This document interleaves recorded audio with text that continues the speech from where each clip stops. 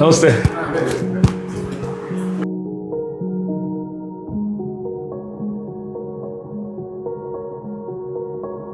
ഇത് മംഗൽപാടി പഞ്ചായത്തിലെ എല്ലാ സ്കൂളിൽ നിന്നും ഗവൺമെൻറ് സ്കൂളിൽ നിന്നും ഒരു 2-3 കുട്ടികളെ സെലക്ട് ചെയ്ത് വേനൽക്കാലത്ത് ഒരു സമ്മർ ഇത് ക്യാമ്പാണ്.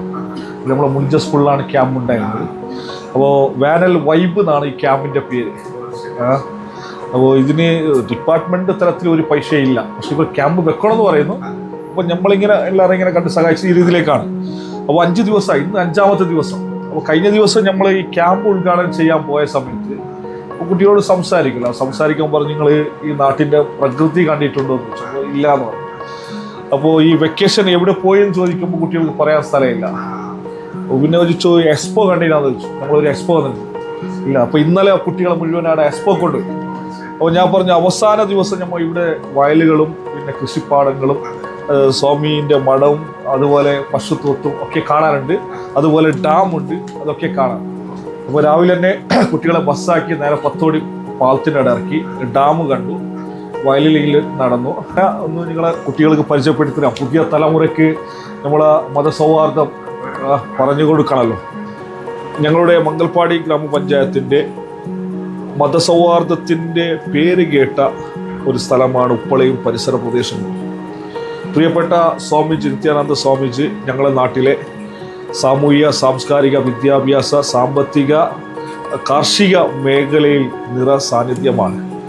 ക്യാമ്പിൻ്റെ അവസാന ദിവസത്തിലെ അവസാന മണിക്കൂർ പ്രിയപ്പെട്ട സ്വാമിജിയുടെ കൃഷിസ്ഥലവും സ്വാമിജി വളർത്തുന്ന ഈ ജില്ലയിൽ തന്നെ ഏറ്റവും വലിയ പശു ഫാമും അതുപോലെ സ്വാമിജിയുടെ മഠവും സ്വാമിജിയുടെ ഒരു മതസൗഹാർദ്ദത്തിൻ്റെ സന്ദേശം കേൾക്കാൻ വേണ്ടിയാണ് ഞങ്ങളിവിടെ വന്നിട്ടുള്ളത്. പ്രിയപ്പെട്ട സ്വാമിജിയെ ഇന്ത്യയിൽ തന്നെ അറിയപ്പെടുന്ന ഒരു വ്യക്തിത്വമാണ്. നമ്മുടെ നാട്ടിൽ എന്ത് വിഷയമുണ്ടെങ്കിലും പ്രിയപ്പെട്ട സ്വാമിജി നല്ല രീതിയിൽ ഇടപെടുന്ന ഒരു വ്യക്തിത്വമാണ്. കുട്ടികളുമായി പരിചയപ്പെടാനും കുട്ടികൾക്ക് ഒരു മതസൗഹാർദ്ദത്തിൻ്റെ സന്ദേശം ലഭിക്കാൻ വേണ്ടിയാണ് ഇവിടെ വന്നിട്ടുള്ളത്. വന്നപ്പോൾ തന്നെ നല്ലൊരു സ്വീകരണമാണ് ഞങ്ങൾക്ക് ലഭിച്ചിട്ടുള്ളത്. കുട്ടികൾക്ക് ഈ പൊരിയുന്ന വെയിലത്ത് നല്ല തണുത്ത സംഭാരം ലഭിച്ചു. ഇപ്പോൾ സ്വാമിജി പറയുന്നു ഭക്ഷണം കഴിച്ചേ പോകാൻ പാടുള്ളൂ എന്നാണ്. പ്രിയപ്പെട്ട സ്വാമിജിയുമായി ഒരല്പസമയം നമുക്ക് സംസാരിക്കാം. ഒന്ന് കുട്ടികൾക്കൊരു സന്ദേശം. ഇന്ന് ക്യാമ്പ് അവസാനിക്കാൻ പോവുകയാണ്.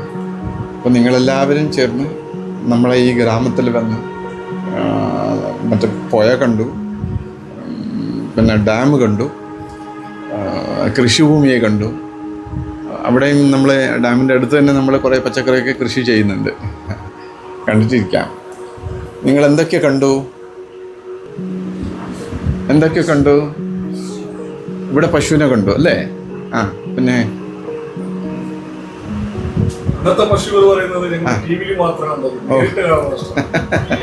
ഇക്കാലം ഇപ്പം അങ്ങനെയാണ്. എല്ലാവരും മുമ്പ് വീട്ടിലൊക്കെ പശുക്കളെ ധാരാളം വളർത്തുകയായിരുന്നു. പക്ഷെ ഇപ്പം അസൗകര്യം, ചെറിയ സ്ഥലവും വീടൊക്കെ ആകുമ്പം അത് പറ്റില്ല. അങ്ങനെ അപ്പം ഇങ്ങനെയുള്ള സ്ഥലത്ത് നിങ്ങൾ നോക്കണം. ഇത് നമ്മളിവിടെ കാസർഗോഡ് ഇനം ജാതിയെ സംരക്ഷണം ലക്ഷ്യം വെച്ചിട്ടാണ് ഈ ഗോശാല. അതേപോലെ നിങ്ങൾ താഴെ കുറേ വൃക്ഷങ്ങളൊക്കെ കണ്ടിരിക്കും. 238 ഔഷധ ചെടികൾ തന്നെ ഉണ്ടായിരുന്നു. അത് കുറച്ചൊന്ന് നോക്കാം. ഞാൻ കാണിക്കാനാവുന്ന കാണിക്കാം. കുറേ ചെടികളുണ്ട്. പിന്നെ ചില പ്രത്യേക റയറായിട്ട് കാണാനുള്ളത് കാണാൻ പറ്റും. പിന്നെ നിങ്ങൾ കൃഷിഭൂമിയിലെല്ലാം പോയില്ലേ? നിങ്ങൾ നെൽകൃഷി കണ്ടിട്ടുണ്ടോ? കുട്ടികളൊക്കെ അതെല്ലാം കണ്ടു നിന്ന് പഠിക്കണം. ഇല്ലെങ്കിൽ നെല്ല് ഏത് വൃക്ഷത്തിലാവുന്നെന്ന് ചോദ്യം ചോദിക്കേണ്ട ഒരു അവസ്ഥയാണ്. കാരണം കൃഷി എന്നുള്ളത് നമ്മളുടെ കുറേ അകന്ന് ദൂരം ആകാണ്. അപ്പം നമ്മൾ കൃഷി ചെയ്ത കൃഷിഭൂമിയും കൃഷി ചെയ്യാതെ കൃഷിഭൂമിയും കണ്ടോ? അപ്പോൾ കൃഷി ചെയ്യുന്ന സ്ഥലം എങ്ങനെയുണ്ട്? നല്ല വൃത്തിയായിട്ടുണ്ടല്ലേ? കൃഷി ചെയ്യാത്ത സ്ഥലം എന്തൊക്കെ വേണ്ടാത്ത ചെടികളൊക്കെ കളകളൊക്കെ വന്ന് നിറഞ്ഞിരിക്കും അല്ലേ? അതേപോലെ നമ്മളെ ഹൃദയം ഉണ്ടല്ലോ, ഒരു കൃഷിഭൂമിയായി നമ്മൾ കരുതിയാൽ നല്ല നല്ല വിഷയങ്ങൾ എന്നുള്ള വിത്തുകൾ കൃഷികൾ ചെയ്താൽ നമ്മളെ ഹൃദയത്തിൽ നമ്മൾ എന്താണോ കൃഷി ചെയ്യുന്നത് അത് കിട്ടും. നമ്മൾ അരിയാവണമെങ്കിൽ നെല്ല് വേണ്ടേ അല്ലേ? നെല്ലല്ലേ? നെല്ല് എന്നുള്ള വിത്തിൽ നിന്നാണ് അരിയാവുന്നത്. അപ്പം നെല്ല് വിത്തിയാൽ ആ ഭൂമിയിൽ നെല്ല് ധാരാളമാകും അല്ലേ? അതേപോലെ നമ്മൾ പയറ് വിത്തിയാൽ പയറാകും. അല്ലേ?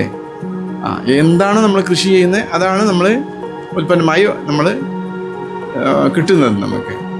അതേപോലെ നമ്മളെ ഹൃദയത്തെ നല്ല നല്ല നിങ്ങൾ 5 ദിവസമായി നല്ല നല്ല വിഷയങ്ങളൊക്കെ നിങ്ങൾ അറിവുകളൊക്കെ നിങ്ങൾ സമ്പാദിച്ചിരിക്കും. അത് ഇപ്പോൾ വിത്ത് ഇട്ടതുപോലെ കൃഷി ചെയ്ത് 5 ദിവസം നിങ്ങളുടെ ഹൃദയത്തിൽ നല്ല വിഷയങ്ങളെ അറിവുകളെ പാകപ്പെടുത്തി വിത്തി ഇവരൊക്കെ നമ്മളെ ടീച്ചേഴ്സ്മാരൊക്കെ അതാണ് ഇനി മുളച്ചു വരുന്നത്. ഇല്ലെങ്കിൽ നമ്മൾ കൃഷി ചെയ്തില്ലെങ്കിൽ എന്താവും?